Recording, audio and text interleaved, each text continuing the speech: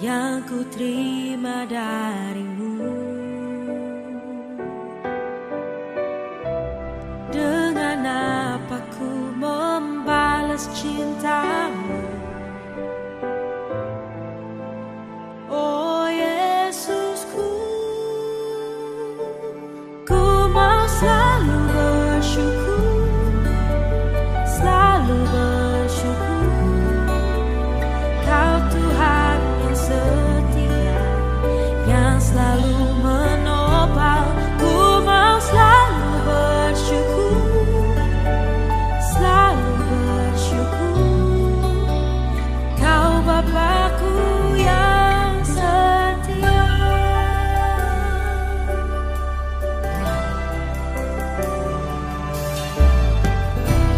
Dengan apa ku membalas kasih-Mu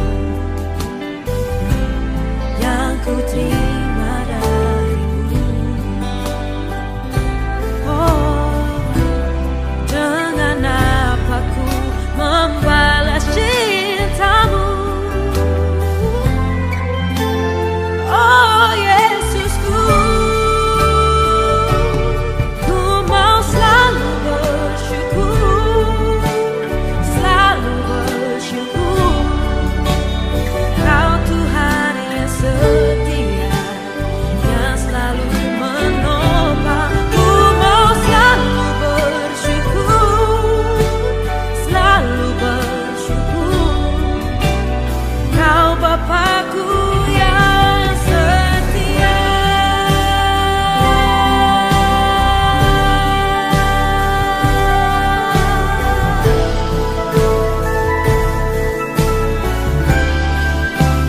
Ku mau selalu bersyukur, selalu bersyukur. Kau Tuhan yang setia, yang selalu menopang. Ku mau selalu bersyukur, selalu bersyukur. Kau Bapakku yang setia. Selalu bersyukur, selalu bersyukur. Kau Tuhan yang setia, yang selalu menopang. Ku mau selalu bersyukur, selalu bersyukur. Kau Bapakku yang setia, Kau Bapakku yang setia.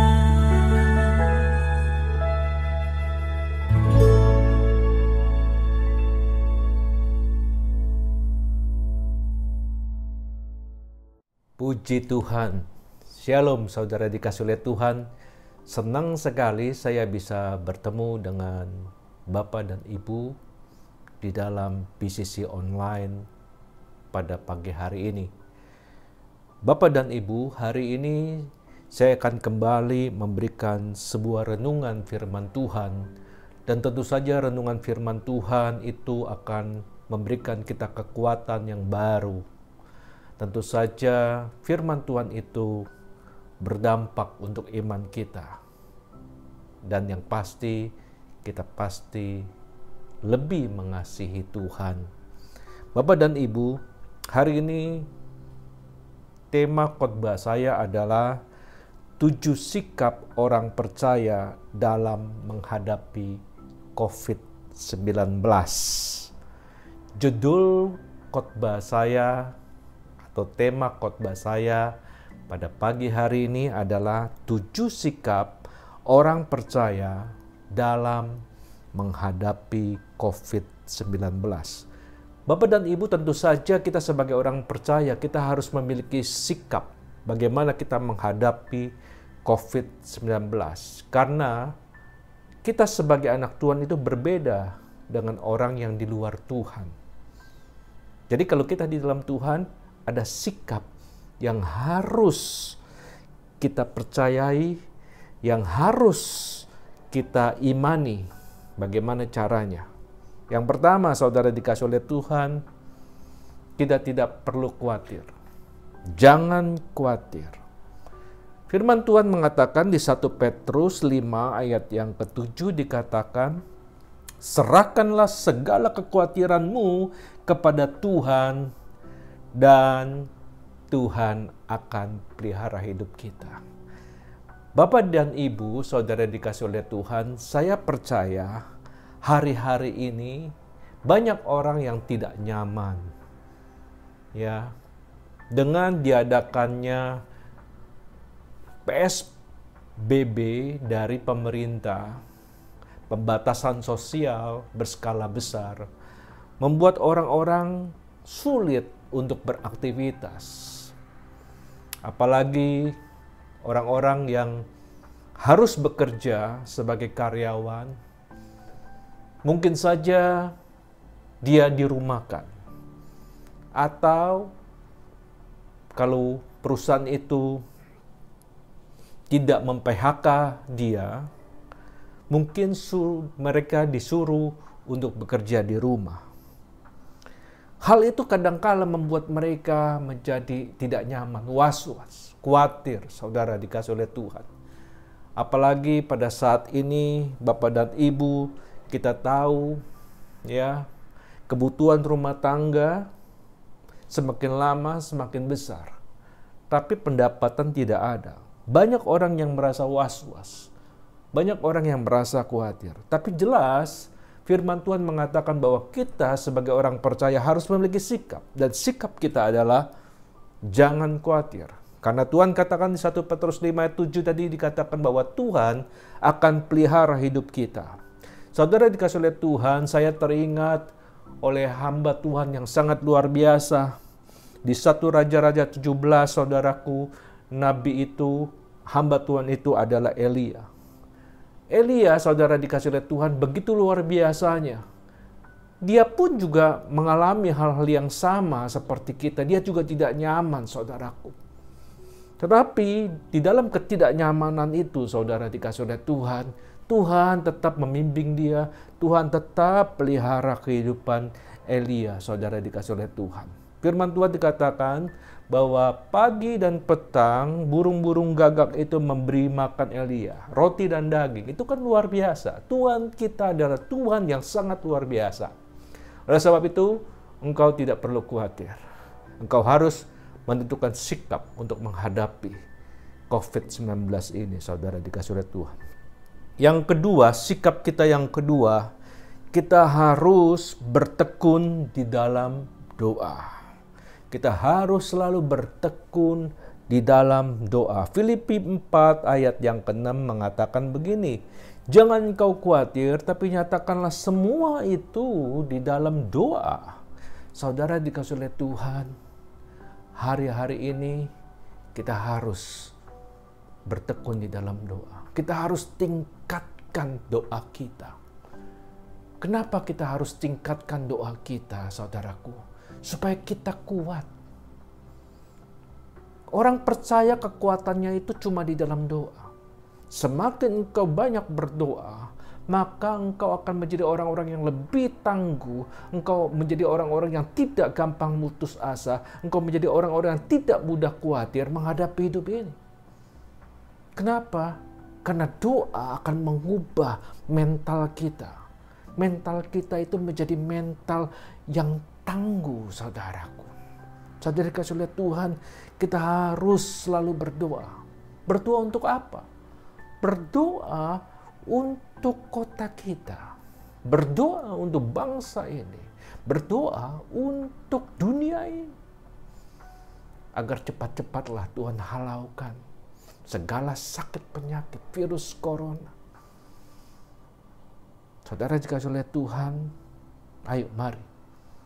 Kita harus menentukan sikap. Dan sikap kita yang kedua, kita harus bertekun di dalam doa. Bukankah hari-hari ini kita lebih bebas, banyak waktu? Selama kita stay at home, saudaraku, kita banyak waktu. Kita banyak waktu untuk bersekutu sama Tuhan. Oleh sebab itu, tingkatkan doa saudara.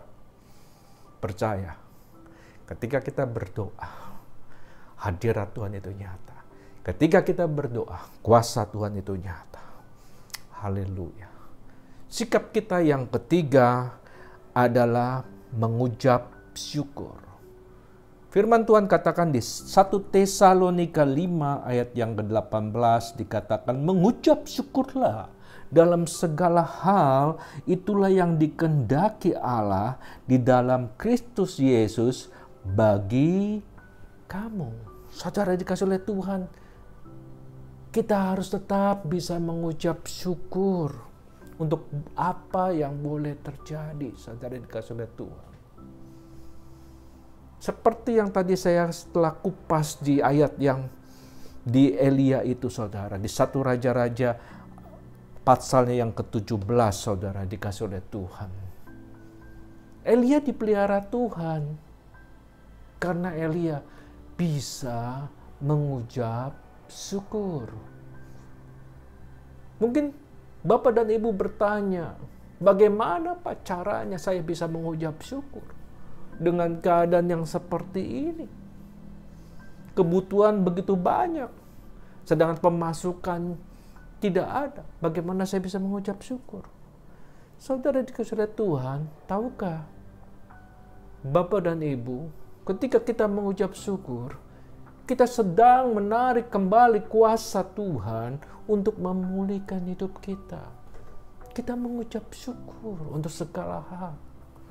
Bersyukur kalau kita masih diberikan nafas kehidupan oleh Tuhan. Kita bersyukur kalau kita diberikan kesehatan oleh Tuhan, masih tidak sakit. Itu mengucap syukur. Kita harus menentukan sikap. Sikap kita tidak mengeluh. Sikap kita tidak bersungut-sungut. Tapi sikap kita selalu mengucap syukur. Itulah sikap orang percaya. Dan yang keempat, saudara dikasih oleh Tuhan, sikap kita yang keempat sebagai orang percaya, kita harus selalu menaikkan pujian dan penyembahan kepada Tuhan. Tahukah saudara, ketika kita mulai memuji dan menyembah Tuhan, Tuhan itu disenangkan lewat pujian umat-Nya. Karena Tuhan bertata dalam setiap pujian umat-Nya. Saudara dikasih oleh Tuhan, ada sebuah kisah yang sangat menarik, saudaraku. Di Kisah Para Rasul 16 ayat 25 sampai yang ke-26. Ini pengalaman Paulus dan Silas, saudaraku. Firman Tuhan katakan Paulus dan Silas itu di penjara, saudara dikasih oleh Tuhan. Tapi apa yang mereka lakukan di dalam penjara itu, saudaraku? Mereka tidak bersungut-sungut, mereka tidak mengeluh, tapi mereka menaikkan pujian dan penyembahan kepada Tuhan. Dan itu merupakan dupa yang sangat harum. Dan Tuhan disenangkan. Dan apa yang terjadi? Ketika mereka menaikkan pujian dan penyembahan, saudara, ke firman Tuhan katakan sendi-sendi penjara itu terlepas, saudaraku. Sehingga mereka bisa keluar dari penjara itu. Bukankah itu luar biasa, saudaraku? Firman Tuhan katakan ketika pujian dan penyembahan itu mereka utarakan kepada Tuhan, gempa bumi itu terjadi di penjara itu, saudaraku. Sehingga sendi-sendi penjara itu bisa terlepas. Itulah kuasa Tuhan. Ternyata pujian dan penyembahan memiliki kuasa. Haleluya. Pujian dan penyembahan memiliki mujizat. Haleluya. Sikap kita yang kelima, kita harus tetap bersukacita. Amsal 17 ayat 22 mengatakan hati yang gembira itu adalah obat yang manjur, hati yang gembira. Oleh sebab itu kita harus menjaga hati kita, tetap harus bersukacita. Walaupun keadaan masalah begitu besar yang kita sedang hadapi, tetap bersukacita. Kita harus tetap memiliki damai sejahtera Tuhan, saudara dikasih oleh Tuhan. Haleluya. Bersukacita selalu, saudara dikasih. Oleh sebab itu kita harus menjaga hati kita, saudaraku. Kadangkala, saudaraku, kebanyakan di rumah, kadangkala hubungan suami dengan istri pun menjadi tidak baik juga. Iya. Saya katakan iya. Banyak saya mendengar, saudaraku, ketika banyak suami dan istri di rumah, kadangkala mereka menjadi bertengkar, saudaraku. Ya, yang satu mau ini, yang satu mau itu, saudara. Yang satu punya prinsip itu, yang satu punya prinsip ini, saudaraku. Tidak ketemu. Tetapi kita tetap harus bersuka cita. Kita harus menentukan sikap. Oleh sebab itu, saudara dikasih oleh Tuhan, kita mau bersyukur saja sama Tuhan. Apa yang boleh terjadi, kita tetap mengatakan, Tuhan, Engkau baik. Tuhan, Engkau luar biasa. Dan hatiku tetap bersuka cita. Di hatimu dan di hatiku, jangan tersimpan kemarahan. Haleluya. Puji Tuhan. Itulah sikap kita yang kelima. Dan sikap kita yang keenam, saudaraku, kita harus selalu berharap kepada Tuhan. Mazmur 33 ayat 18 mengatakan, mata Tuhan itu tertuju, kasih setianya itu tertuju kepada orang yang berharap kepada Tuhan. Pengharapan kita hanya Tuhan. Ada sebuah pujian mengatakan, pengharapanku hanya Yesus saja. Pengharapanku hanya Yesus saja. Pertolonganku hanya Yesus saja. Amin, saudara dikasih oleh Tuhan. Kita tidak boleh bergantung kepada manusia, tapi kita harus bergantung kepada Tuhan. Amin, saudaraku. Kita harus bergantung kepada pokok anggur yang benar itu. Haleluya. Berharap hanya kepada Tuhan. Jangan berharap kepada yang lain. Kalau kita berharap kepada yang lain, kadangkala kita bisa kecewa. Tapi kalau kita berharap kepada Tuhan, itu yang luar biasa. Dan Tuhan tidak pernah mengecewakan kita. Dan itulah sikap kita, berharap kepada Tuhan. Dan poin yang terakhir, saudara dikasih oleh Tuhan, yang ketujuh, kita harus memiliki sikap percaya akan pertolongan Tuhan. Saudara dikasih oleh Tuhan, mari kita baca firman Tuhan. Mazmur 121 ayat 1 sampai yang ketiga. Dikatakan begini, saudara dikasih oleh Tuhan. Aku melayangkan mataku ke gunung-gunung, dari manakah akan datang pertolonganku? Pertolonganku ialah dari Tuhan yang menjadikan langit dan bumi. Ia takkan membiarkan kakimu goyah. Penjagamu tidak akan terlelap. Haleluya. Saya senang sekali dengan ayat ini. Aku melayangkan mataku ke gunung-gunung. Gunung-gunung itu gambaran dari masalah. Gunung-gunung itu gambaran dari problema-problema yang berat, saudara dikasih oleh Tuhan. Tapi Tuhan katakan, dari mana akan datang pertolonganku? Pertolonganku hanya dari Tuhan. Pertolongan hanya datang dari Tuhan. Haleluya. Saudara dikasih oleh Tuhan, di Danau Galilea biasanya danau itu teduh. Sehingga orang-orang yang ingin berlayar di danau itu tenang-tenang saja.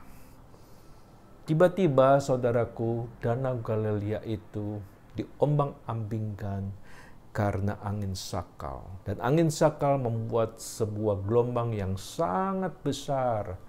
Dan firman Tuhan mengatakan ketika Yesus berserta dengan murid-muridnya mengarungi Danau Galilea, saudara sekalian Tuhan, mereka terkena ombak yang besar dan air masuk menyembur masuk ke dalam perahu mereka. Dan apa yang terjadi, saudara dikasihi oleh Tuhan, murid-murid Yesus semuanya ketakutan. Kenapa?